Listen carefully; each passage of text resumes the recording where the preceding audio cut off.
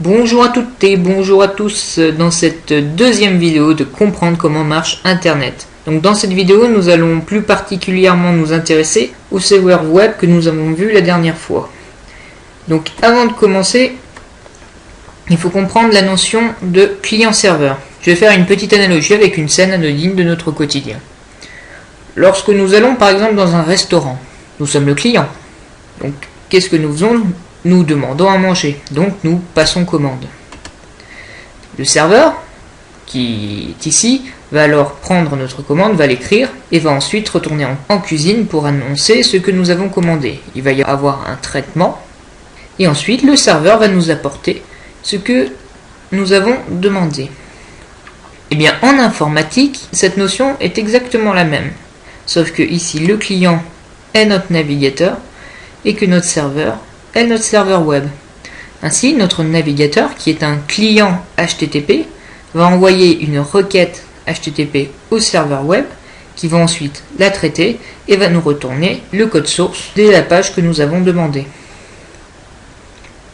Donc reprenons le schéma que nous avons vu la dernière fois.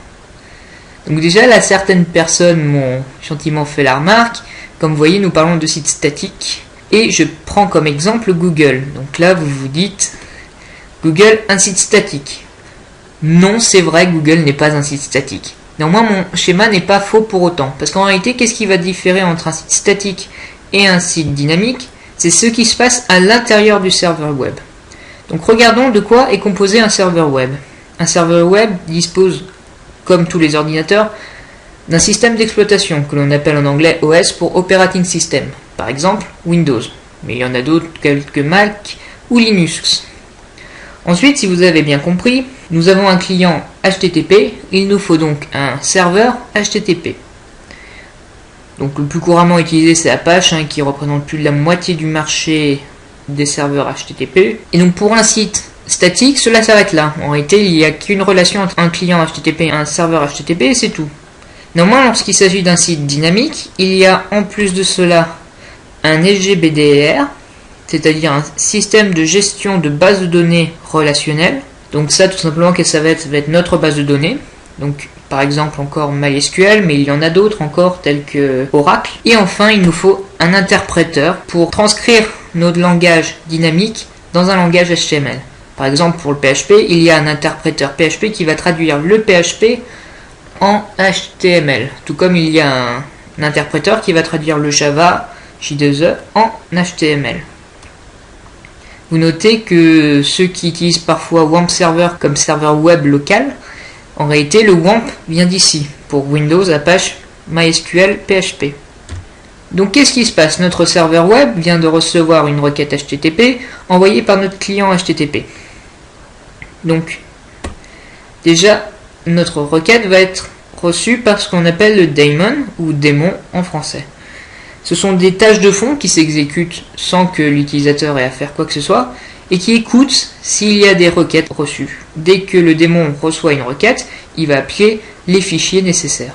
Lorsque notre requête HTTP ne réclame que du HTML, le démon va alors chercher le fichier HTML et va tout simplement nous retourner le code source et du coup le serveur va nous retourner le code source du fichier HTML.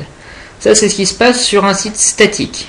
Maintenant, sur un site dynamique, c'est un peu plus compliqué, mais ça reste quand même très facile. Notre serveur web reçoit toujours une requête HTTP, elle est toujours entendue par le démon. Le démon va alors faire une demande de notre page dynamique, par exemple PHP. Cette page va passer par l'interpréteur pour être traduite en HTML. Si besoin, l'interpréteur va faire appel à notre SGBD pour avoir des données nécessaires ou pour interagir quoi qu'il arrive avec notre base de données. Ensuite, elle va nous retourner le code source traduit avec que du HTML cette fois, qui va être envoyé au démon, qui lui-même va l'envoyer au serveur web, qui va le retourner à notre client. Et c'est ainsi que fonctionne un serveur web. Donc comme vous le voyez, la différence entre un site dynamique et statique se fait dans ce serveur web. Et c'est comme cela que nos pages dynamiques sont traitées. Donc j'espère que vous avez un peu plus compris comment marche un serveur web. Pour moi, ça me paraissait assez intéressant d'approfondir à peu près ce que c'est, parce que vous voyez que Lorsqu'on dit serveur web, en réalité, ça nécessite plusieurs services, tels qu'un serveur HTTP, un interpréteur, une SGBD. Donc j'espère que vous avez appris plein de choses et que cette vidéo a été instructive. Donc merci et au revoir. Bon, après montage, j'ai regardé que la vidéo faisait que 5 minutes et quelques, donc du coup je fais un petit bonus pour cette vidéo, car bon, j'ai envie quand même de vous donner un peu de contenu et un peu de qualité. Donc vous avez pu voir dans mes schémas que j'ai utilisé l'adresse IP de Google. Donc certains pourraient me demander par exemple, Yann, comment as-tu fait pour trouver l'adresse IP de Google? Donc pour cela, il suffit de lancer votre invite de commande.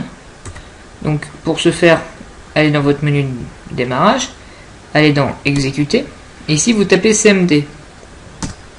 Si cela va ouvrir votre invite de commande. Ensuite, on va tout simplement utiliser un mot-clé qui s'appelle ping, et ensuite vous allez utiliser le nom de domaine du site que vous visez.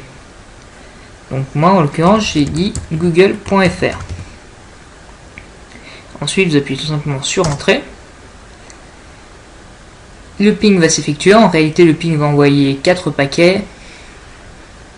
Et ici nous allons voir une réponse de 209 85 147 105.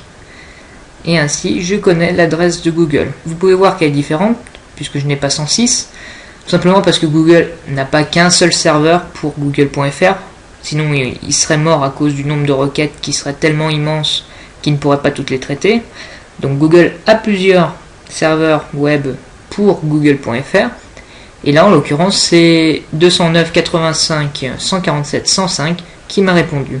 Si vous rentrez cela dans votre URL, si vous faites un HTTP de 209 85 147 105, normalement vous devriez bien tomber sur le site de google.fr. Grâce à cela, on peut savoir à partir du nom de domaine quelle IP se cache derrière. Donc voilà, j'espère que c'est pas très utile.